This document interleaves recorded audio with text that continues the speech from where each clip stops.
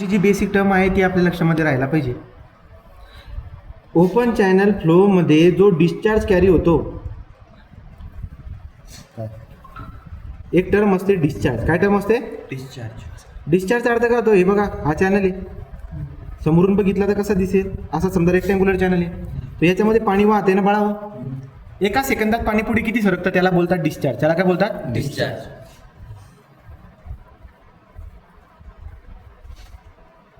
डिस्चार्जला दाखवतात क्यूने. कशाने दाखवतात? एका सेकंदामध्ये पाणी पुढे येतात, काहीतरी सरकत असेल ना रे, त्याला बोलतात डिस्चार्ज. तो discharge is volume of the water. एका सेकंदमध्ये किती जातं पुढे, किती लिटर पाणी पुढे सरकतं, त्याला बोलतात डिस्चार्ज. तुम्हाला डिस्चार्ज काढण्याचा एक फेमस फॉर्म्युला आहे, तो म्हणजे area into speed. Area into speed म्हणजे व्हेलॉसिटी. या चॅनलचा एरिया आणि या पाण्याचा स्पीड या दोघांचा गुणाकार जर केला ना तुम्ही, तर तुम्हाला भेटून जाईल काय? डिस्चार्ज. बरोबर का? हा फेमस फॉर्म्युला आपल्याला वापरायचा पुढे. तर मग आता तुम्ही बघून घ्या, एरिया कशामध्ये लिहितात? मीटर स्क्वेअरमध्ये. व्हेलॉसिटी कशा येते? मीटर पर सेकंडमध्ये. तो डिस्चार्जचं युनिट काय होऊन गेलं? मीटर क्यूब पर सेकंड. मीटर क्यूब पर सेकंड डिस्चार्जचं युनिट तुम्हाला वापरायचं आहे. बरं, तुम्हाला डिस्चार्ज पण काढावं लागणार आहे का? हो, लागेल आपल्याला इटम. कशी बरं का? बघा, डिस्चार्जचा फॉर्म्युला काय सांगितलं? Area into area. तर तुम्हाला माहिती आहे, कोणाकोणाचा एरिया माहिती तुम्हाला? रेक्टँग्युलरचा आणि ट्रॅपेझॉइडचा. बरोबर का? पण व्हेलॉसिटी काढावी लागते तुम्हाला. व्हेलॉसिटी काय करावी लागते? व्हेलॉसिटी काढण्यासाठी आपल्याकडे दोन फॉर्म्युले आहेत. एक चेजिस फॉर्म्युला, चेजिस फॉर्म्युला, आणि एक आहे मॅनिंग्स फॉर्म्युला. एक काय बाळावं? मॅनिंग्स फॉर्म्युला. एक आहे चेजिस फॉर्म्युला, एक आहे मॅनिंग्स फॉर्म्युला. आहे दोघांच्या मदतीने व्हेलॉसिटी काढून घ्या. तर मग कशी काढता? चेजिस फॉर्म्युला काय व्हेलॉसिटीचा? V is equal to C under रूटमध्ये आर एस. सी असतो चेजिसचा कॉन्स्टंट, दिलेला असतो, तो गिवन असतो. गिवन असतं, याला बोलतात चेजिस कॉन्स्टंट. काय म्हणतात त्याला? Chassis constant. आर असतं हायड्रोलिक रेडियस. हायड्रोलिक कशी काढतात तुम्हाला माहिती?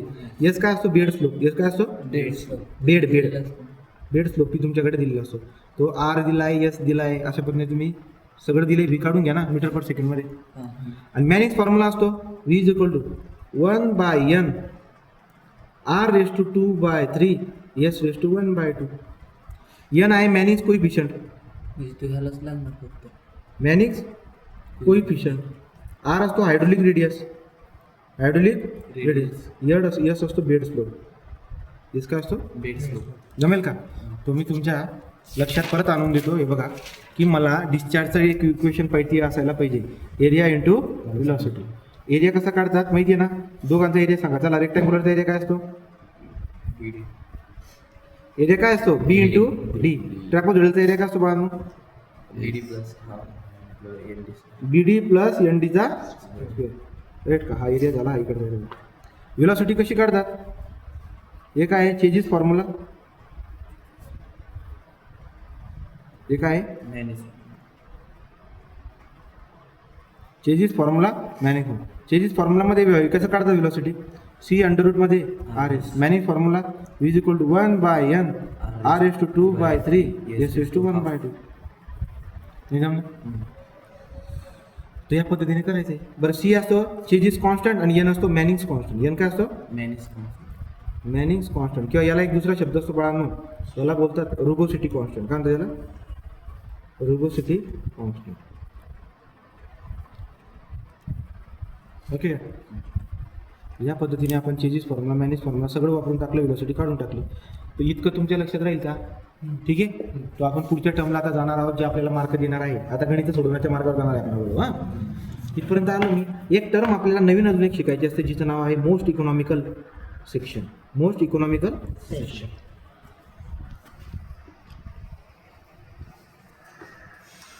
बघा बाळाओ, मोस्ट इकॉनॉमिकल सेक्शन कोणाला बोलतात? याला बोलतात परवडणारा चॅनल सेक्शन. तुम्हाला कॅनल बांधायचं आहे, तुम्ही इंजिनियर आहेत ना, वॉटर रिसोर्स डिपार्टमेंटमध्ये कामाला लागले, चॅनलचं बांधकाम करायचं आहे. मग चॅनलचं बांधकाम करायचं, शेप कुठला द्यायचा? रेक्टँग्युलर शेप देत आहे. पण तुम्हाला रेक्टँग्युलर शेप जर बनवायचं असेल तर परवडणारा बनवायला पाहिजे. तुम्ही चॅनल बनवतात पण पैसा खूप जास्त दाबून लागतो ना. तो परवडणारा चॅनल बनवायचा आहे तुम्हाला. Most economical. इकॉनॉमिकल म्हणजे परवडणारा. तो मोस्ट इकॉनॉमिकल सेक्शन, परवडणारा सेक्शन तुम्हाला बनवायचा आहे. कुठला? एक तर रेक्टँग्युलर बनवायचं आहे, एक तर ट्रॅपेझॉइडल बनवायचं. नाही समजलं का? तुम्हाला रेक्टँग्युलर सेक्शन बनवायचं आहे पण परवडणारा बनवायचं आहे. परवडणारा कसं बनवता येईल? अरे बाळा हो, सगळ्यात जास्त पैसा कशाला लागतो? रेक्टँगल लाईनिंग करायला. कशाला? चॅनल आहे ना, चॅनल उघडा चॅनल आहे समजा मातीचा, तसं जर केलं ना तुम्ही तर पाणी दे ना मध्ये शिरायला लागून जातं, पाजरायला लागून जातं जमिनीमध्ये. मग तुम्ही काय करता, सिमेंट कॉन्क्रीटची साईडने लाईनिंग करून देतात ना. लाईनिंग म्हणजे त्याला प्लास्टर करून देतात ना, त्यामुळे पाणी स्पीडमध्ये पुढे निघतं. आलं का लक्षात? तो पेरीमीटर तुम्हाला काय करावं लागतं माहिती आहे का, तुम्हाला लाईनिंग करावी लागते. समजलं का? तुम्ही लाईनिंग जर का केली तर लाईनिंगचा खर्च बी खूप येतो ना. ट्राय काय करायचा की लाईनिंग जे ना, लाईनिंग तुम्ही कमी द्यायचा प्रयत्न करायचा. म्हणजे लाईनिंग भरपूर जर दिली तर पैसा बी जास्त येणार आहे. पेरीमीटर कमी ठेवायचा. वेटेड पेरीमीटर काय करायचा, वेटेड पेरीमीटर कमी ठेवून तुम्ही मॅक्सिमम मिनिमा जर शिकलेला असाल ना तर तुम्ही काय करणार, वेटेड पेरीमीटर कमी ठेवणार आणि इज इक्वल टू 0 करणार. त्याच्यावरून कंडिशन येतील. मोस्ट इकॉनॉमिकल रेक्टँग्युलर सेक्शन जर बनवायचा असेल, तुमची इच्छा आहे की परवडणारा रेक्टँग्युलर सेक्शन तुम्हाला बनवायचा आहे, त्यासाठी 2 कंडिशन येतील. किती? पहिली कंडिशन आहे, ट्राय करा की त्याची जी विड्थ आहे ती डेप्थच्या दुप्पट ठेवा. कळतंय का? जी विड्थ आहे ना ती डेप्थच्या काय करा, दुप्पट. म्हणजे बी इज इक्वल टू 2D ठेवा. पहिली कंडिशन आहे. तुला परवडणारा रेक्टँग्युलर चॅनल सेक्शन बनवायचा असेल तर पहिली कंडिशन काय? काय पहिली कंडिशन? लाईनिंग कमी कर. लाईनिंग कमी म्हणजे हा ते मरू दे तिकडे. काय पहिली कंडिशन सांगा. खालची विड्थ जी आहे ती डेप्थच्या दुप्पट ठेवायची. किती ठेवायची? दुप्पट. नाही समजणार.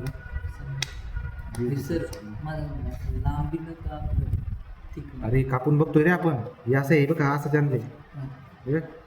चॅनल कळालं का तुला? हे पाणी असं वाहत येते. ही जी विड्थ आहे ना त्याची ही दुप्पट पाहिजे पाण्याच्या डेप्थच्या.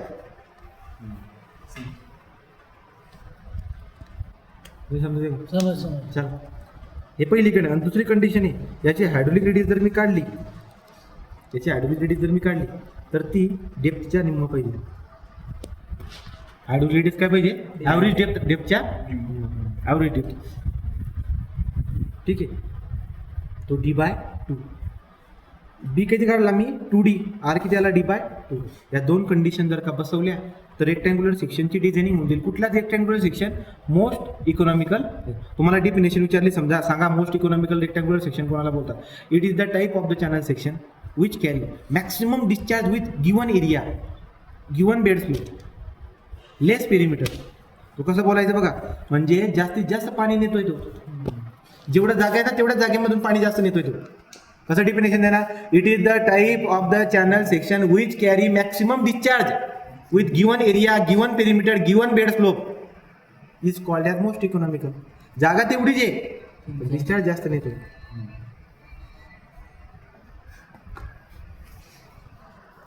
समजलं का नाही? तो रेकॉर्डिंग असल्यामुळे बोलून जाईल. ठीक आहे. ट्रॅपोझोडल. तो ट्रॅपोझोडल सेक्शन जो आहे, हा ट्रॅपोझोडल सेक्शन, पाण्याची डेप्थ किती याची? किती आहे? बी. डन का? तुम्हाला ट्रॅपोझोडल सेक्शन जर का मोस्ट इकॉनॉमिकल बनवायचं असेल बाळांनो तर त्याच्या बी कंडिशन असायला पाहिजे ना. काय कंडिशन आहे बघा, इकडे काय बोललो, बॉटमची विड्थ ही डेप्थच्या काय पाहिजे? इथे पण कंडिशन काय? टॉप विड्थ कुठली? टॉप विड्थ ही तिरप्या बाजूच्या दुप्पट पाहिजे. 2 टाइम इन्क्लाइन साईड. नाही कळालं का? अरे या डेप्थच्या दुप्पट तुम्ही खालची बॉटमची डेप्थ बोलताय ना, त्या तिरप्या याच्या दुप्पट वरचं पाहिजे ना.